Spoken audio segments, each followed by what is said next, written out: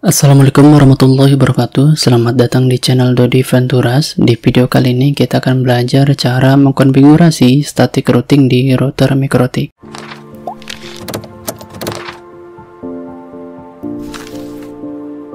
Sebelum melanjutkan menonton video ini, silahkan teman-teman subscribe dulu channel Dodi Venturas. Aktifkan juga lonceng notifikasinya biar teman-teman nggak ketinggalan kalau ada video terbaru dari channel saya.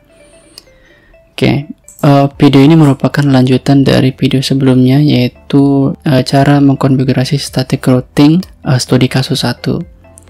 Sekarang kita akan belajar konfigurasi static routing studi kasus 2 ya. Saya sudah membuat tutorialnya di blog tutorialjaringan.com, tapi ini studi kasus 3 ya. Nah, untuk topologinya seperti ini. Jadi, apa yang membedakan antara studi kasus 1 di video sebelumnya dan studi kasus 2 di video kali ini? Yang membedakan adalah yaitu topologinya ya. Dimana di sini topologinya lebih kompleks. Nah, ini adalah topologi yang digunakan. Kemudian ini pengalamatan IP-nya, dan ini langkah-langkah penyelesaian atau konfigurasinya, begitu. Oke, kita akan coba praktekkan.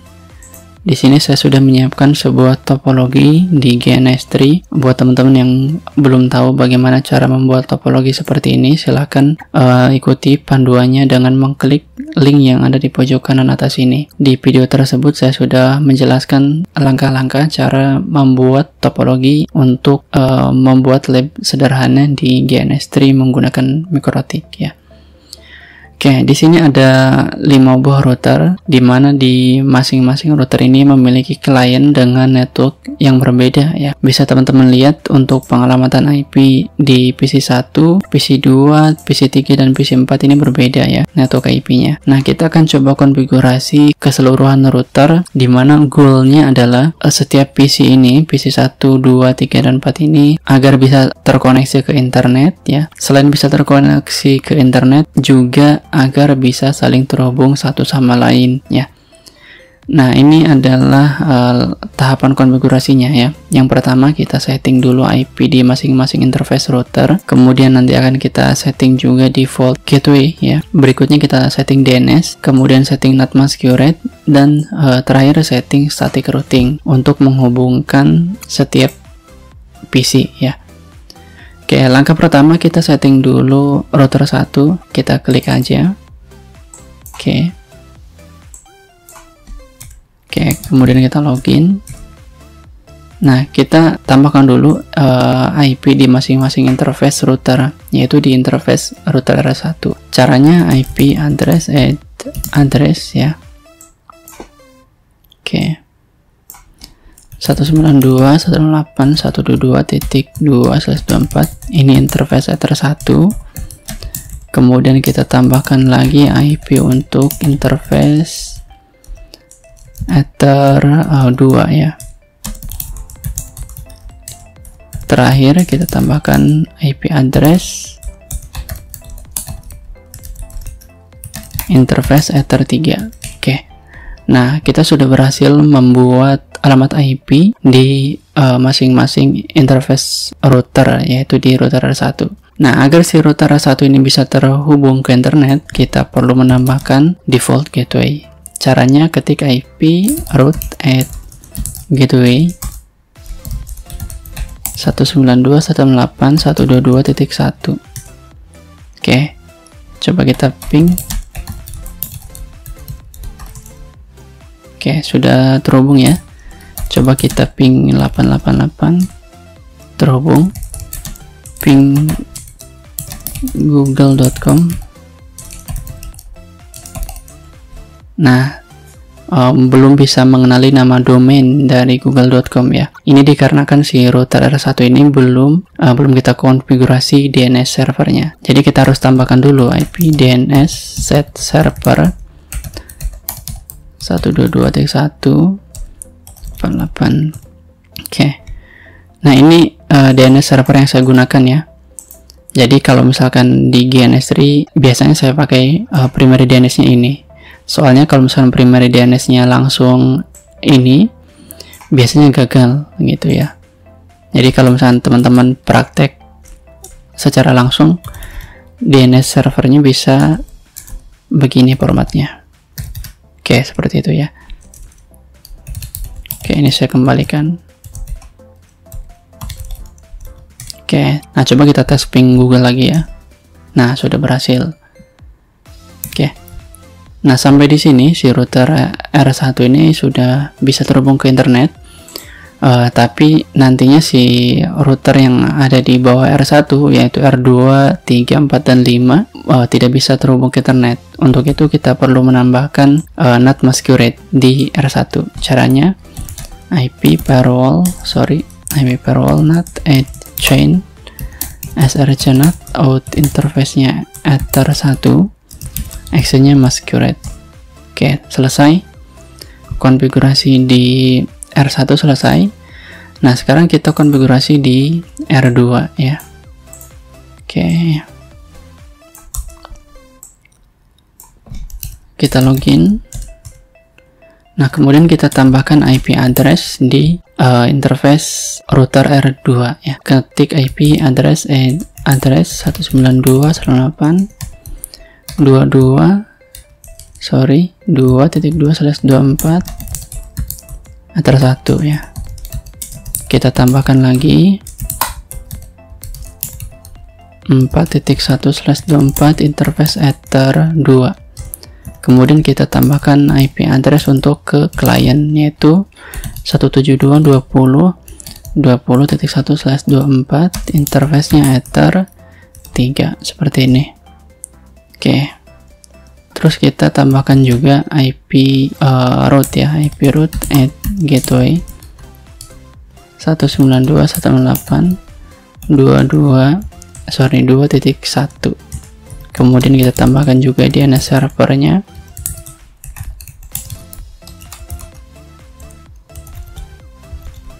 Oke, terakhir adalah kita tambahkan NAT masquerade IP parallel NAT add chain out interface-nya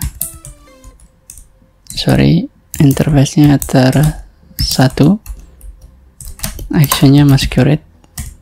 Oke, konfigurasi di router R2 sudah selesai. Coba kita tes ping google.com. Nah, sudah jalan ya. Oke, berikutnya kita konfigurasi router R3.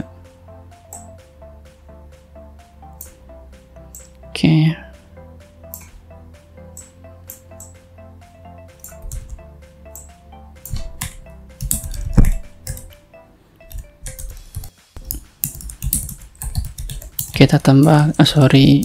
Kita tambahkan IP di interface ether 1 yaitu 3.2/24 interface-nya ether 1.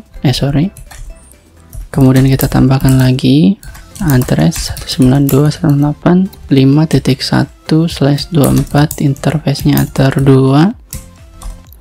Kemudian kita tambahkan IP untuk ke klien 20.30.1/24 interface-nya ether 3 begitu ya. Kemudian kita tambahkan IP root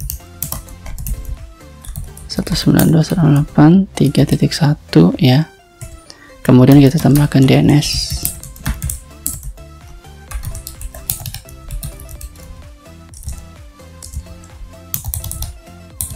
Oke, berikutnya kita tambahkan NAT masquerade.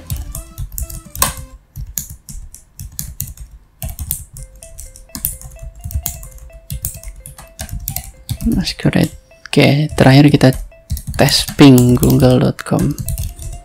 Oke, router R3 sudah terhubung ke internet ya. Nah, berikutnya kita setting router R4.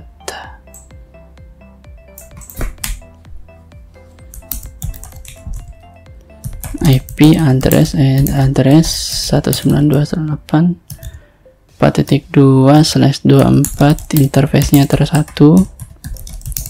Berikutnya kita tambahkan juga, nah untuk R4 dan R5 ini kita cuma menambahkan 2 IP di 2 interface saja ya, yaitu interface ether 1 dan ether 2. 172.20.40.1/24 interface-nya ter 2. Tambahkan juga IP root 4.1, IP DNS,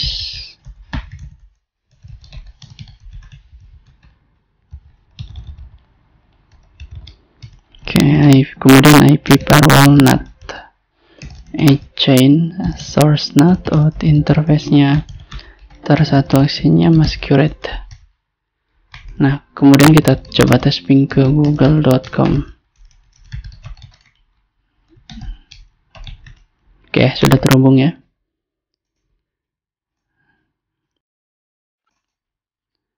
Terakhir kita setting router R5 ya.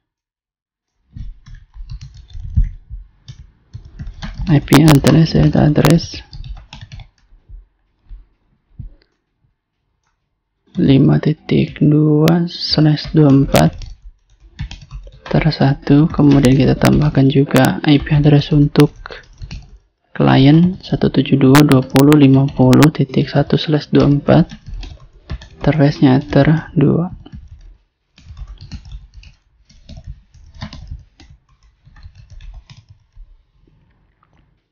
.1 VDNS set server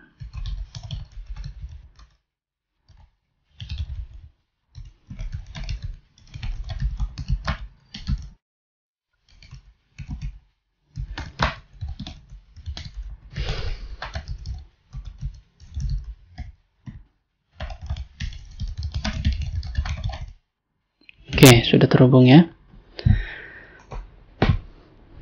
Nah, semua router, yaitu router 1, 2, 3, 4, dan 5 ini sudah terhubung ke internet. Nah, berikutnya kita setting IP di masing-masing PC. Kita setting dulu di PC 1.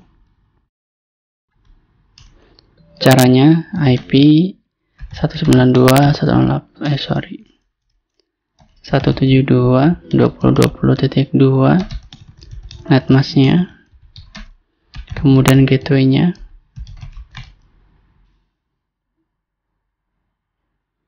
kemudian kita setting DNS,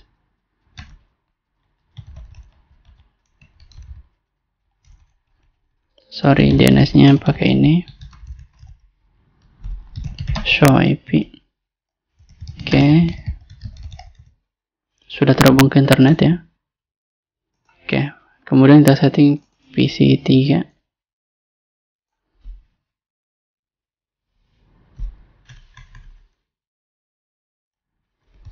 IP 172.20.40.2, kemudian DNS-nya 40, gateway-nya maksud saya. Nah, kemudian kita setting DNS, show IP, ping google.com. Oke, PC 3 sudah terhubung internet ya. Oke, sekarang kita setting PC 2.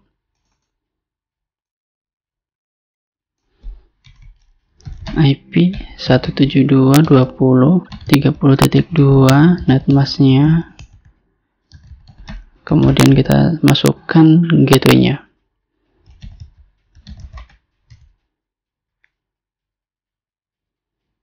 Kemudian setting DNS,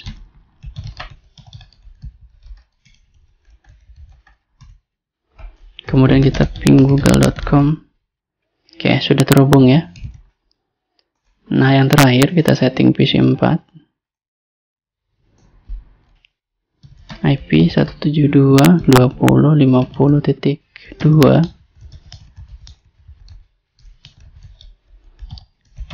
172.20.50.1, kemudian DNS-nya,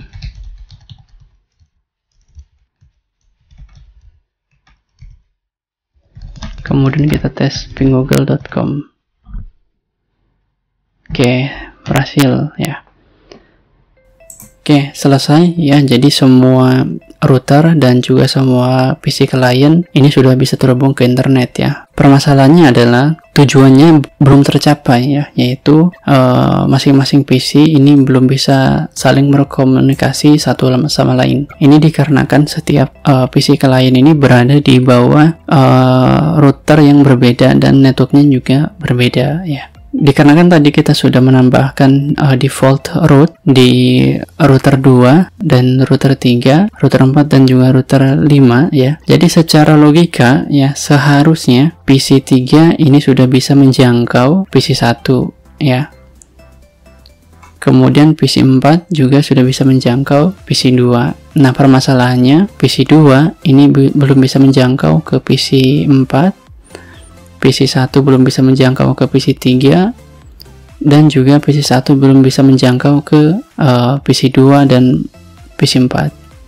PC 2 juga belum bisa menjangkau PC 1 dan PC 3 ya. Coba kita buktikan ya. Kita konsol dulu PC 3. PC 3 mana ya? Oke. Nah, kita coba dulu ping ke PC 2, ke PC 1 ya, sorry, ping 172.20.20.2. Nah, berhasil ya, sudah terhubung. Coba kita ping ke PC 2 20.30, timeout ya.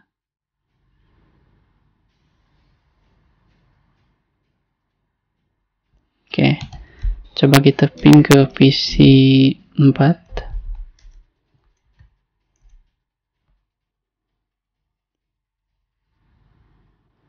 Oke, timeout. Nah, coba kita tes dari PC 1 ngeping ke PC 3, PC 2 dan PC 4.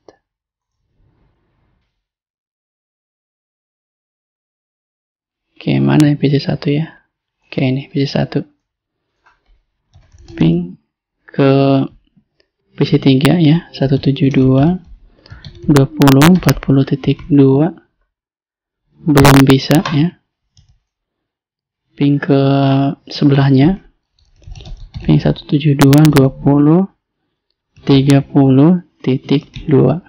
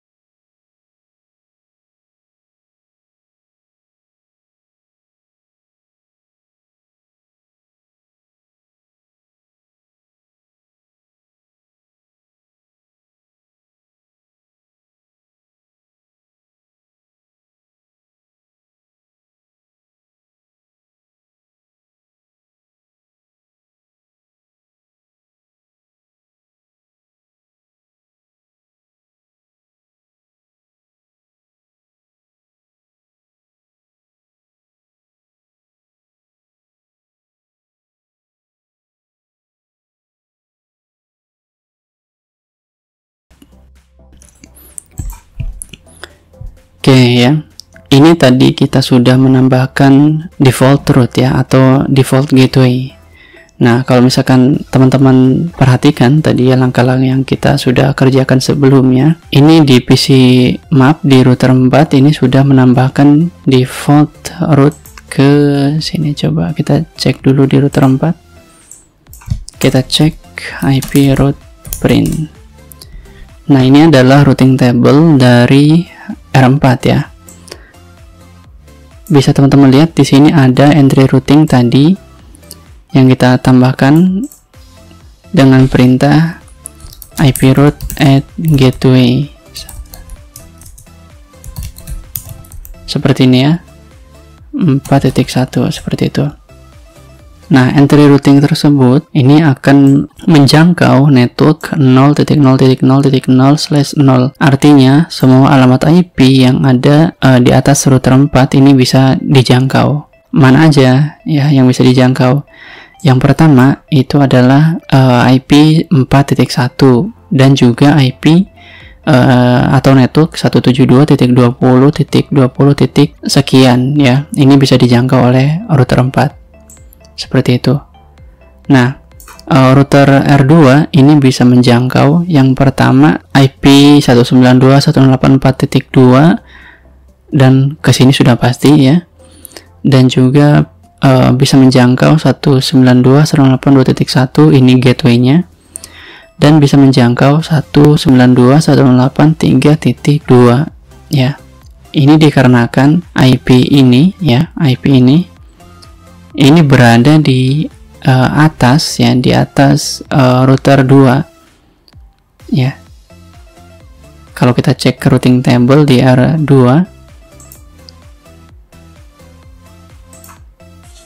oke, IP route print. Nah, di sini ada entry routing di mana si router 2 ini bisa mengenali semua alamat IP yang berada di atas router 2 ya.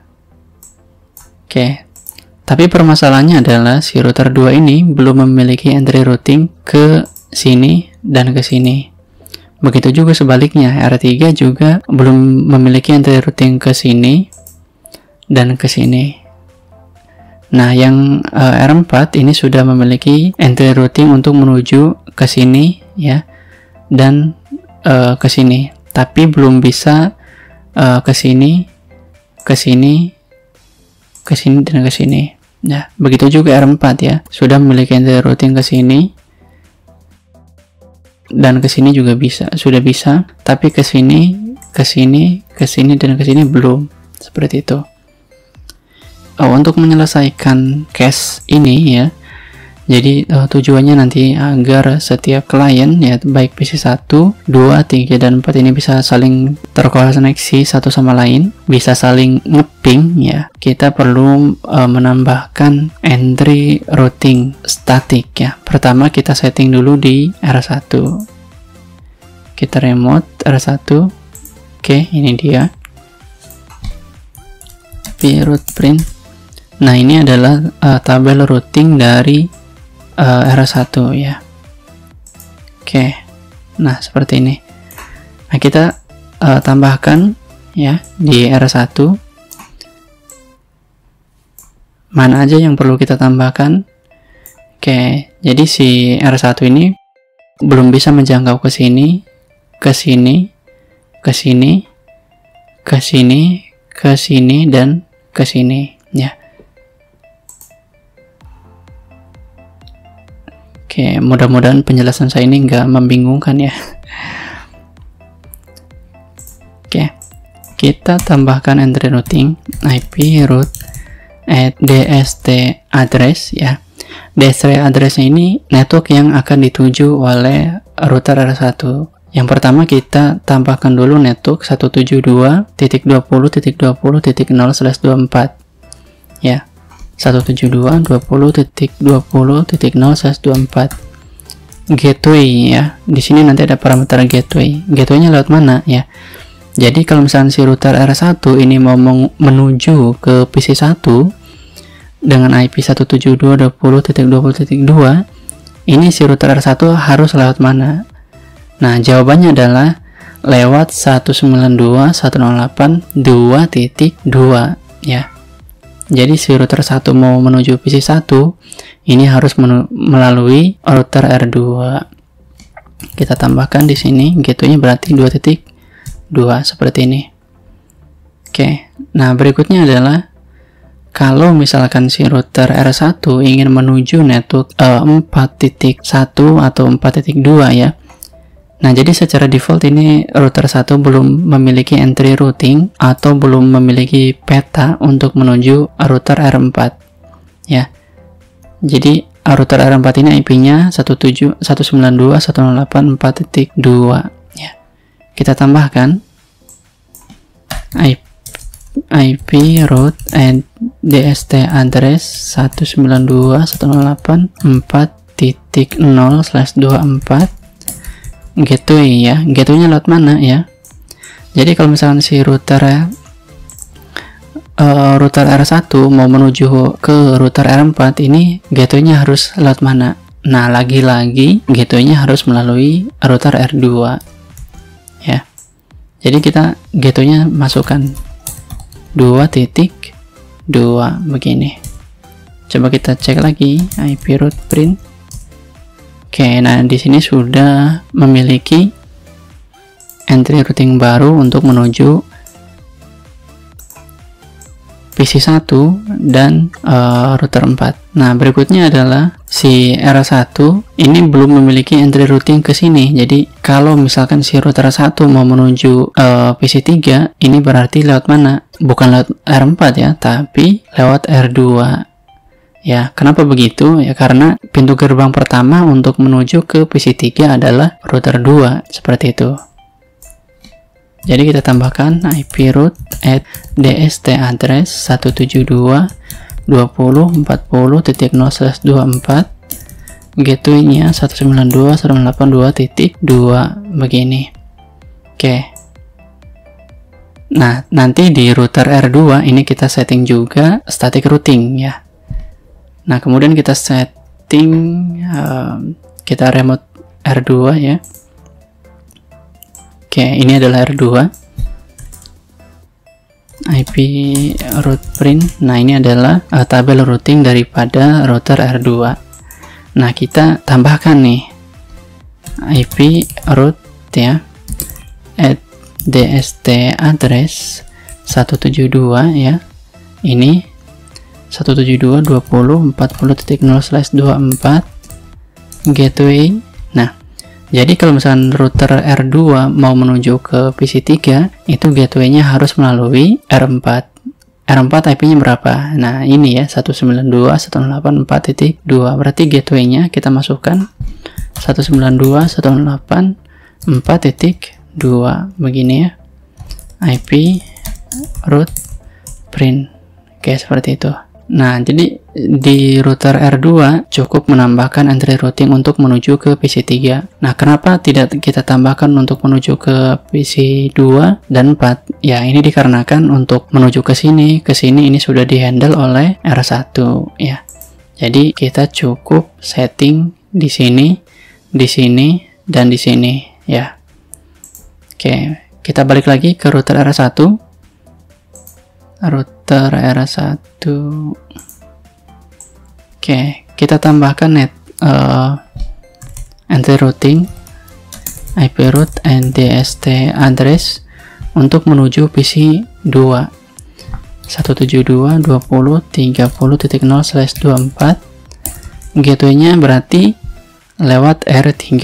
IP-nya berapa? Ini ya, 192.168.3.2. Oke, begitu. Nah, di R1 kita juga harus menambahkan entry routing untuk menuju ke router 5 ya. Jadi kalau misalkan si R1 mau menuju IP 192.168.5.2 yaitu R5, berarti harus melalui R3 ya. Ini karena pintu gerbangnya sebelum menuju ke sini harus ke sini dulu. Berarti kita tambahkan IP route and DST address 192.168.5.0/24, gateway-nya ke sini ya, 192.168.3.2 begini. Nah, yang terakhir, si router 1 ini mau menuju ke network PC 4. Berarti pintu gerbangnya lewat mana? Ya, lewat ini ya, lewat router R3 ya. Oke, kita tambahkan IP route and DST address 172.20.50.0/24 gateway-nya lewat router R3 yaitu 192.168.3.2. Kita cek lagi tabel routing di router R1 IP route print.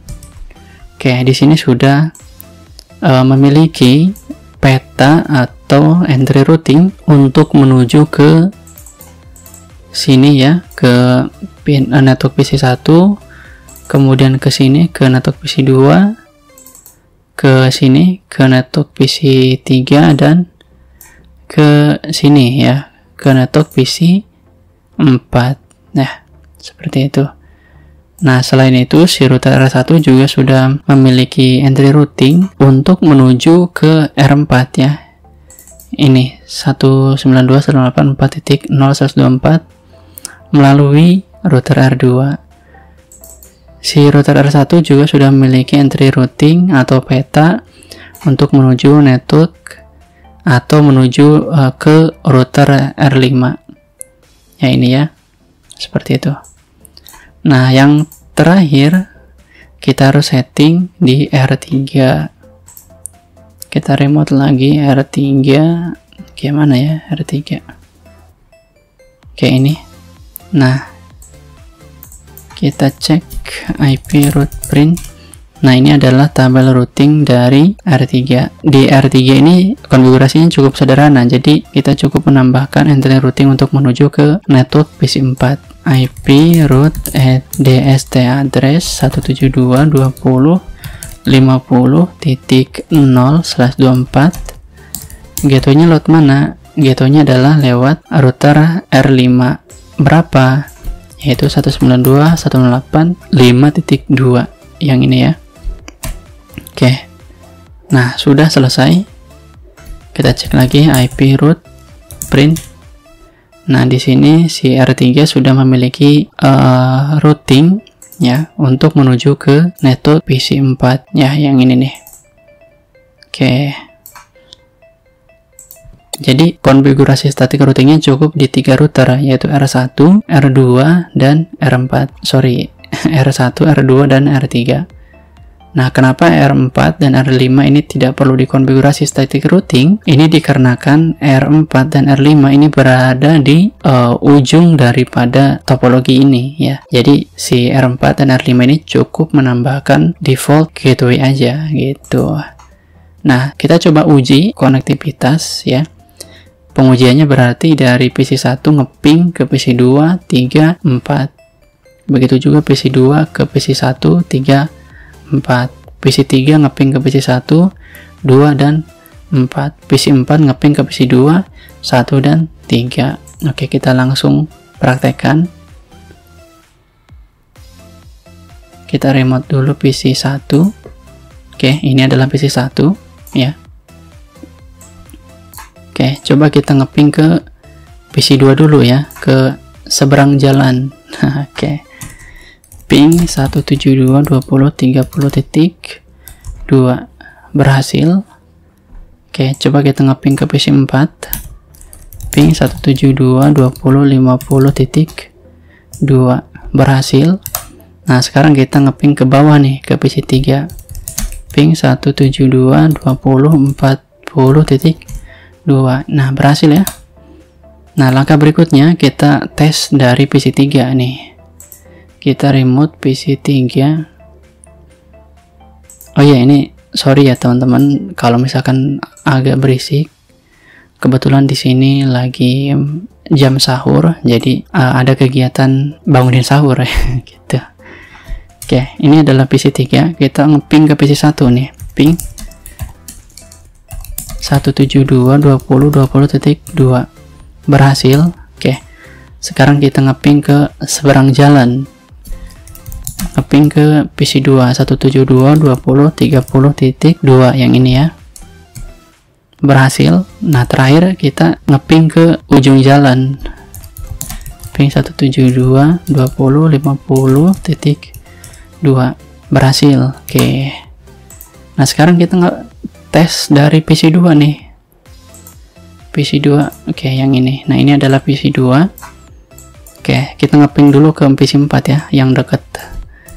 Ping 172.20.50.2. Oke, berhasil.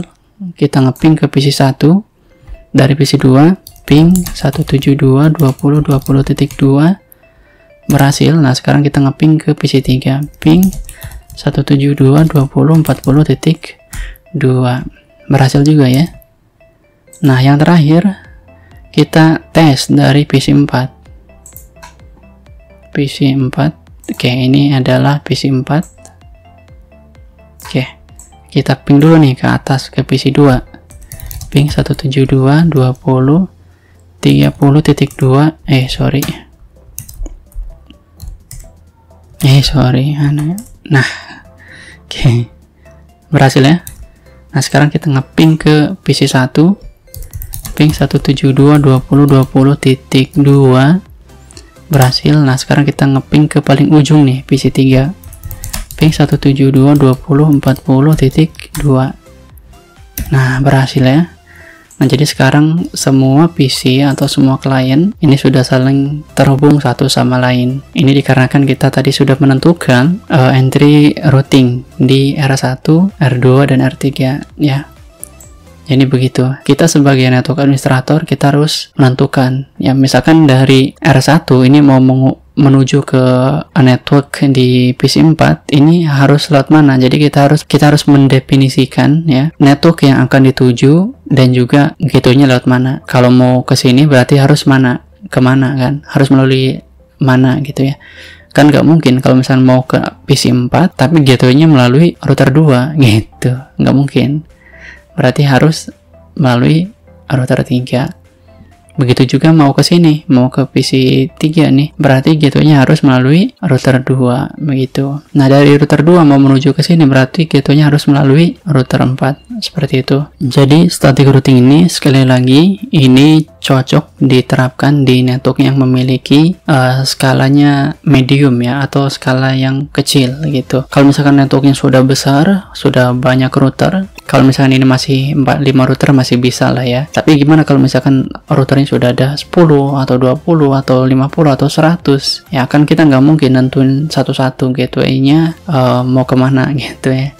Nah, untuk network yang skala besar kita harus beralih dari static routing ke dynamic routing. Kalau di MikroTik kita bisa pakai dynamic routing semacam RIP dan juga OSPF. Kalau di Cisco kita bisa pakai EIGRP, OSPF dan yang lainnya seperti itu ya. Oke, nanti di video berikutnya kita akan coba menyelesaikan case ini menggunakan dynamic routing ya, biar nanti kita nggak perlu capek-capek nih kita nentuin entry routingnya secara manual satu persatu seperti itu. Oh ya, untuk teman-teman yang misalkan mau mempraktekkan tutorial ini, nanti untuk topologinya ini akan saya upload di Google Drive. Nanti teman-teman bisa download, linknya nanti akan saya sertakan di deskripsi video ya. Yang pertama, pastikan teman-teman sudah menginstal MikroTik versi 6.38.5 ya. Jadi teman-teman harus menginstal router OS versi 6.38.5 di GNS3-nya. Soalnya ini topologi ini saya pakai, saya bangun menggunakan router OS versi 6.38.5 ya. Jadi kalau misalkan teman-teman nggak install versi ini ya, nanti topologi yang nanti teman-teman download nggak bisa dijalankan di GNS3-nya begitu. Oke, saya harap teman-teman bisa memahami apa yang sudah saya bahas barusan. Kalau misalkan ada yang kurang dipahami, silahkan teman-teman tanyakan melalui kolom komentar di bawah. Oke, terima kasih buat teman-teman yang sudah menonton video ini sampai selesai. Kita berjumpa lagi di video berikutnya. Assalamualaikum warahmatullahi wabarakatuh.